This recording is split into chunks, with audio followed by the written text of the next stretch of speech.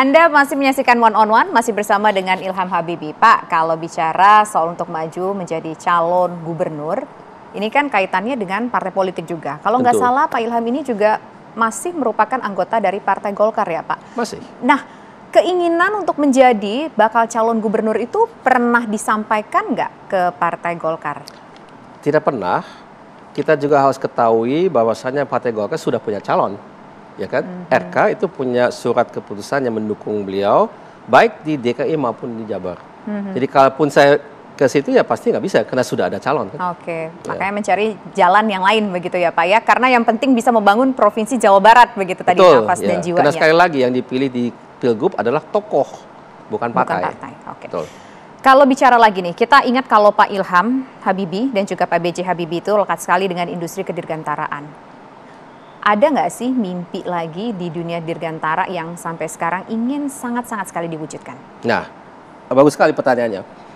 Saya pengen sekali R80 atau juga pesawat seperti R80 atau N50 benar-benar jadi masuk sebagai produk yang dibuat oleh industri kita di Indonesia. Dengan kata lain oleh PT DI, PT Dirgantara Indonesia. Itu adalah pesawat yang kita perlukan. Dan secara realistis kita sudah tahu kita bisa buat pesawat seperti itu. Dan secara realistis pasar memerlukan itu, dan selain daripada kita di Indonesia hanya ada satu perusahaan di dunia yang sukses, yaitu adalah pesawat-pesawat yang kita lihat baik di Wings atau juga di Citylink, pakai baling-baling, itu cuma satu perusahaan namanya ATR dari Eropa. Itu pesawatnya bagus. Saya tidak katakan dia tidak bagus, bagus. Tapi dunia ini cukup untuk dua perusahaan, tidak hanya satu saja. Dia seperti hampir monopoli gitu. Kenapa tidak kita juga berpartisipasi dalam persaingan? Kita bisa kok. Dan pasarnya di kita.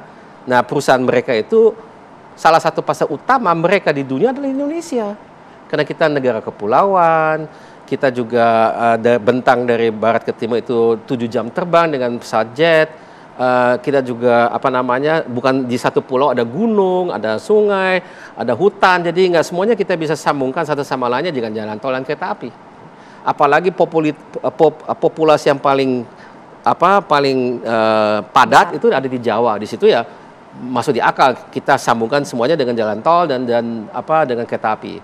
Tapi kalau di lain pulau tergantung ya. Mahal sekali kalau semuanya kita buat kereta api. Seringkali alangkah baiknya lebih kita kembangkan jaringan yang tepat untuk kapal terbang. Jadi banyak airport ya, dan juga dari segi navigasinya harus lengkap.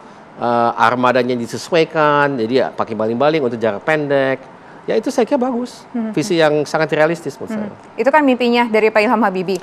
Yang menurut saya ya terus terang itu memang mimpinya Bapak juga, Pak Habibie ya. Mimpi itu akan diteruskan nggak Pak? Kalau menurut saya kita harus bedakan di antara mimpi dan visi. Ini visi sepertinya, visi. Kalau impian kita, itu Bapak selalu katakan begini, bedanya visi dan impian apa sih? Kalau impian itu kalau kita bermimpi, kita bangun belum tentu realistis ya. Tapi visi itu harus kita asah sehingga dia menjadi sesuatu hal yang realistis, nyata dan bisa kita wujudkan. Impian bisa saja kita wujudkan, bisa juga tidak. Itu akan diwujudkan Pak? Insya Allah. Sudah sejauh mana proses untuk mewujudkannya Pak? Nah, kalau N250 kan sudah menunjukkan kepada kita bahwasannya secara prinsip kita mampu dari segi teknologi, produksi, SDM mampu. Memang belum tuntas sertifikasi, tapi sebetulnya sudah on the way ke sertifikasi. Jadi saya kira yang penting juga kita sadari infrastruktur untuk mengembangkan pesawat itu bukan saja perusahaan dengan mesin-mesinnya, tapi juga alat untuk pengujian. Jadi ada terowongan angin, untuk uji konstruksi, untuk termodinamika daripada engine, semuanya ada di Puspiptek gitu ya. Jadi untuk infrastruktur ekosistem untuk membuat pesawat lengkap. Harus kita gunakan gitu ya. Jadi itu ya menurut saya cikal bakal dari satu industri adalah ya infrastruktur dan SDM, dan tentunya adalah kemampuan secara kelompok untuk membuat sesuatu. Jadi bukan satu pihak saja. Pak, dirgantara atau dunia politik? Bisa dua-duanya. Bisa dua-duanya, nanti kalau PT DI kan juga di Jawa Barat begitu ya Pak? Ya, kalau tapi terpilih saya bisa tidak lebih punya ambisi menjadi direksi di PT DI misalnya. Tapi kan yang penting perusahaan itu lebih kuat. Ya.